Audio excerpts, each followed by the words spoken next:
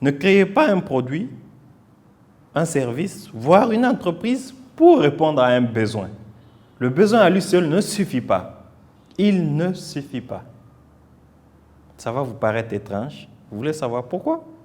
Restez jusqu'à la fin. Alors, si c'est votre première fois de rejoindre cette aventure dans laquelle nous apprenons, nous appliquons et nous avançons ensemble, je vous invite à vous abonner pour ne rien rater de la suite de cette aventure.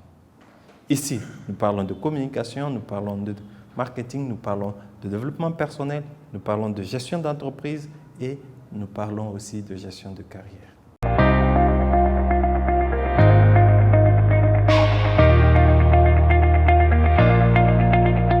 Oui, un besoin identifié, existant, ne garantit pas le succès d'un business, d'un produit que vous lancez sur le marché.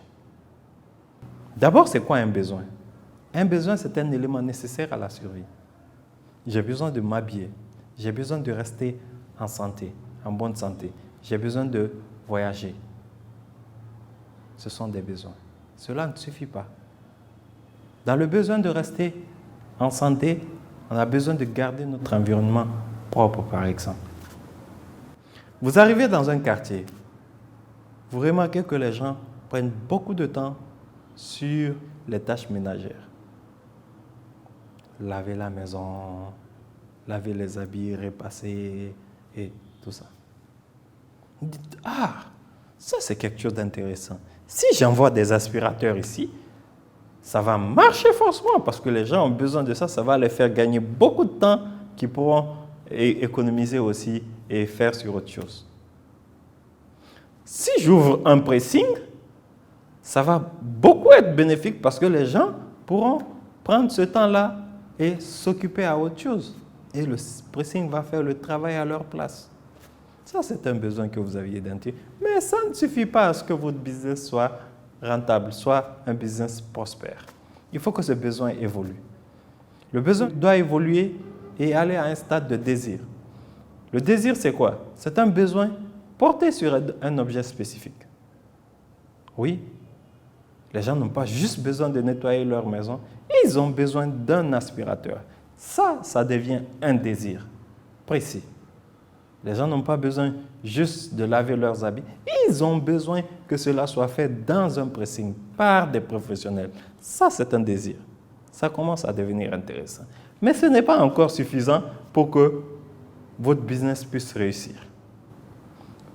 Pour pouvoir avoir des chances de réussir quand vous vous lancerez dedans, il faut que cela devienne une demande. Quelle est la condition pour qu'un besoin, un désir devienne une demande? C'est quand nous avons deux éléments, le vouloir et le pouvoir d'achat. Les gens veulent ce service, ils veulent des aspirateurs et leur bourse les permet de s'en procurer. Les gens veulent des services de pressing et ils ont les moyens pour pouvoir se payer ces services-là. Dans ce cas, vous avez l'assurance que si vous ouvrez un pressing, vous allez avoir des clients.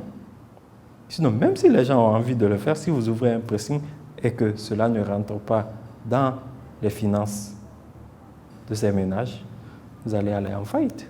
Si vous envoyez des aspirateurs et que le coût est trop cher pour ces personnes-là, vous allez aller en faillite, vous allez échouer. Et c'est souvent une erreur que beaucoup d'entrepreneurs font. Ils identifient un besoin et se disent « Ah, ça peut marcher » parce qu'ils ont vu dans un autre environnement une solution qui répond à ce besoin, qui marche bien. Ils prennent cette solution et ils viennent la proposer. Mais est-ce que les gens ont le pouvoir d'achat qu'il faut pour accepter cette solution-là? Il peut arriver que les gens connaissent cette solution ou que les gens ne la connaissent pas. Ça peut être un besoin non exprimé. Mais tant que les gens n'ont pas le pouvoir d'achat, ne vous lancez pas dedans. Donc, retenez tout simplement, répondez aux demandes, pas seulement aux besoins. La demande, c'est le pouvoir d'achat ajouté à la volonté, à l'envie, au désir. J'espère que cette vidéo qui fait partie de la série de vidéos sur le marketing vous sera très utile et que vous allez mettre cela en pratique. La règle, elle est simple. On apprend, on applique et on avance ensemble. Si c'est votre première fois, je vous invite à vous abonner, à partager cette vidéo aussi avec votre réseau. Et en attendant, je vous dis à très bientôt.